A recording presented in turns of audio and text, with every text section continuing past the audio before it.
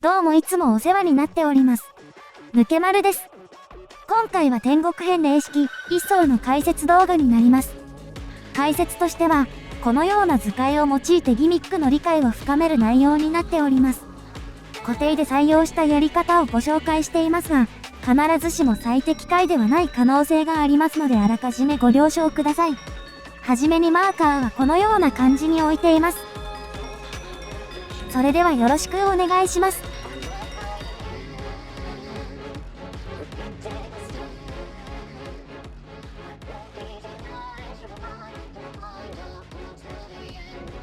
グラトニーズアーガー全体攻撃です。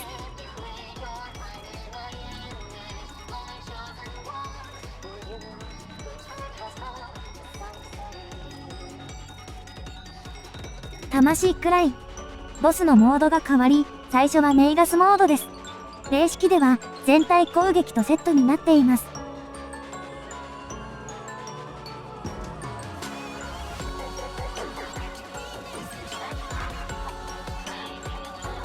デストワイスボスの手に風と炎の属性マークが表示されます。ヘイト1位に炎、2位に風の2連続の強攻撃です。属性耐性低下がつき、同じ属性を連続で受けれないのでスイッチをしましょう。ダブルスペル、炎と氷の複合技と雷と氷の複合技をしてきます。具体的には図のような流れできます。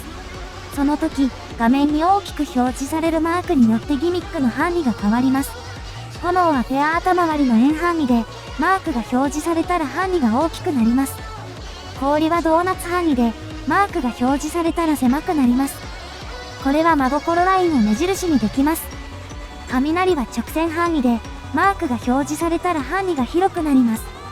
次に処理方法ですが、炎と氷は十字でペアになり、画面に大きく氷マークが表示されたら内側の線の前、炎が表示されたらその一つ外側の線の前でペア頭回りをしましょう。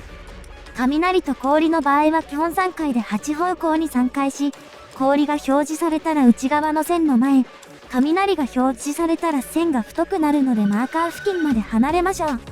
3回目は炎と氷になり、1回目で着てない方のマークが表示されます。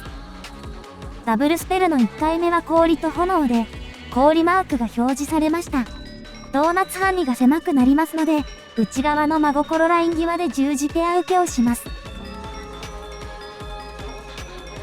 2回目は雷と氷で雷マークが表示されました。マーカーまで下がって8方向3回をします。この場合のドーナツ範囲の目印はこの真心ラインになります。3回目は氷と炎で、先ほど来てない炎マークが表示されます。この場合もドーナツ範囲の目印はこの真心ラインになり、ここまで下がってペア頭回りをしましょう。これで終わりですが、一応雷と氷の氷マークが表示された場合も見ておきましょう。ドーナツ範囲が狭くなりますので、内側の真心ライン際で8方向3回します。戻ります。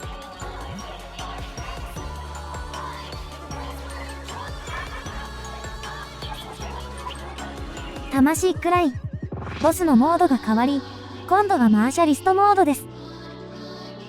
外周の十字または X 字に壁が出現します。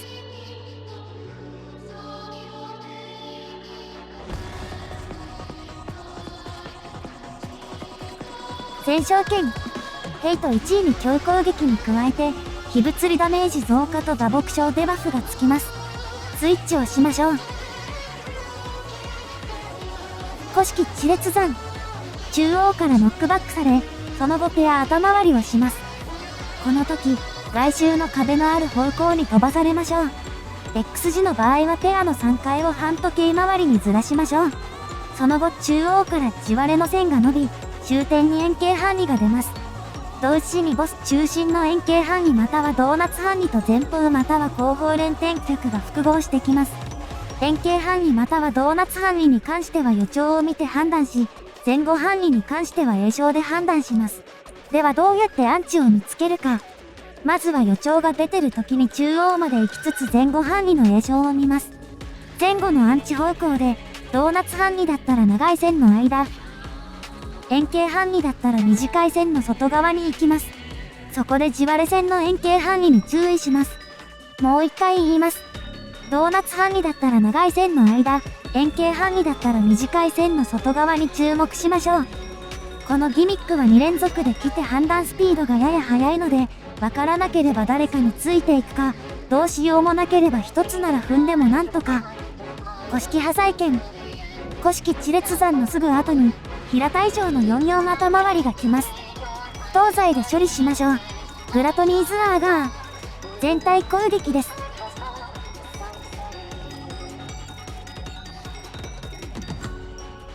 戦勝剣。ヘイト1位に強攻撃に加えて、非物理ダメージ増加と打撲傷デバフがつきます。スイッチをしましょう。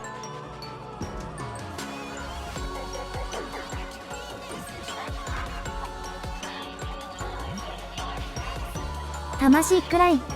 ボスのモードが変わり、今度はキメリックモードです。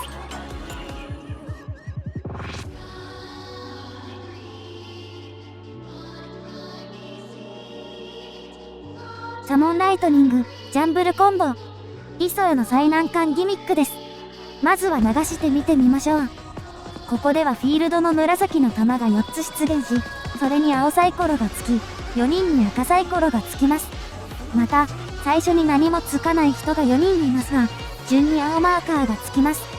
そして、ボスが順番に紫の玉を蹴って、壁に当たったところに1人用の塔が出現します。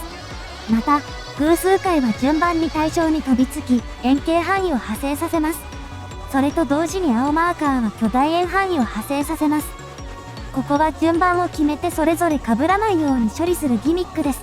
ちょっとアニメーションで見てみましょう。この処理は塔固定の処理とは少し違いますが、こちらの方が簡単だと思いましたのでこちらをご紹介します。参考にさせていただいたものは概要欄に記載させていただきます。ありがとうございました。簡単に言うとこの方法は無色組と偶数マーカー組で分かれる方法です。まず、どの処理法でも一緒なこと。マーカーがつかなかった人は、他の人に巨大円範囲を当てないように発動時離れる。塔に入る順番は6、8、2、4の順。ボスからの飛びつき小円範囲は、2、4、6、8の順で他の人に当てないように1人で当てる。外周の壁は10字または X 字で、1マーカーがつく紫の玉の場所は4箇所のランダム。紫の玉は1から時計回りまたは反時計回りに外周に蹴られる。これを踏まえた上で、無色はまず1マーカーがついた紫の玉の外周に4人で行きます。他の人は3マーカーがついた紫の玉の前の真心ラインで、2番の人はみんなより45度ずれた先の外周です。これがスタート地点です。マーカーなしは誰かに青マーカーがついたらその人を残して進行方向に90度進みます。塔が出現したら6の人が入ります。それぞれ範囲が出たら90度ずれます。マーカーなしはまた誰かに青マーカーがついたらその人を残して進行方向に90度進みます。塔が出現したら次の8の人が入ります。それぞれ範囲が出たら90度ずれます。といった具合に範囲が出たら90度ずつ進んでいきます。もちろん小円範囲は2、4、6、8の順で45度進んだ進行方向の外周で1人で受けます。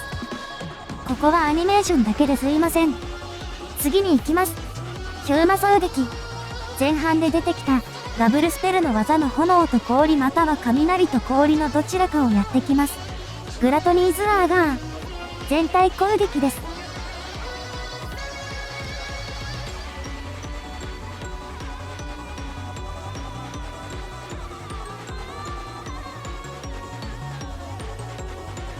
魂くらい。ボスのモードが変わり、今度はビーストモードです。ミールストーム、エクリプスメテオ。無傷の岩を残して、最後のエクリプスメテオをしのぐギミックです。ミールストーム。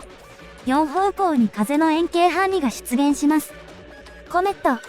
真ん中で距離減衰を受けます。ミールストームの間の4方向から距離減衰攻撃が来ます。単純にど真ん中に集まりましょう。ビーストバイルとサンダーボルト。同時に DPS は壊れかけてる岩に毒を当てます。壊れかけてる岩は2つありますが、下から時計回りの優先度で当てましょう。ボスから扇ハンディが4枚来ます。これは最も近い4人に来るのでタンクヒラがミールストーム側に誘導します。次に DPS がサンダーボルトを誘導し、タンクヒラが残った壊れかけた岩にビーストバイルを当てましょう。エクリプスメテオ。残った岩の片方にマーカーがつき、メテオが降ってきます。岩を盾にして隠れましょう。メテオ後残った岩が爆発するのでそこからすぐ離れましょう。ビーストヒューリー。全体攻撃です。イソウでは、ビーストヒューリー、グラトニーズアーガー、魂くらいが全体攻撃となっています。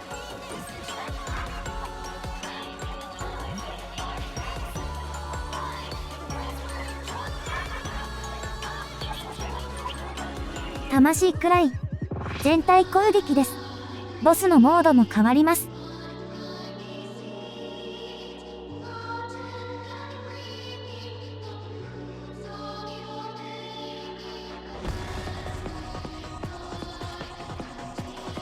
デストワイズ。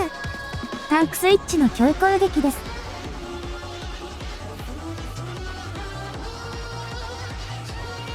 古式地裂山。2回目の古式地裂山は、ダブルスペルトの複合技です。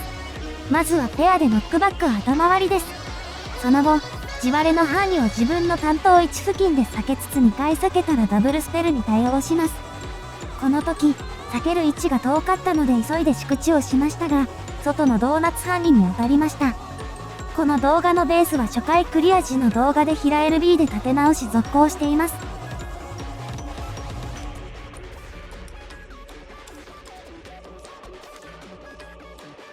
ヒメリックコンボ。2回目のサイコロギミックです。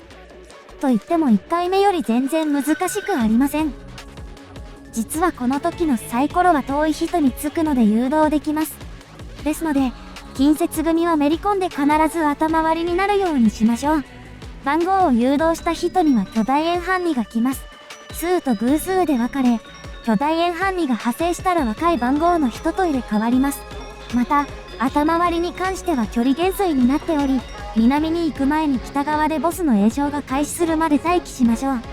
その後南で距離を離し、頭割りを受けることでダメージはあまり痛くなくなります。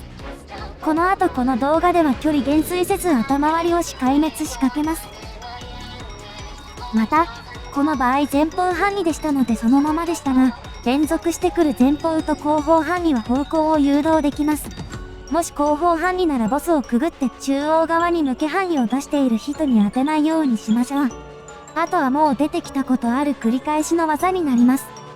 このままクリアまで流しますがこれで天国編霊式イソウの解説を終わります。ご視聴ありがとうございました。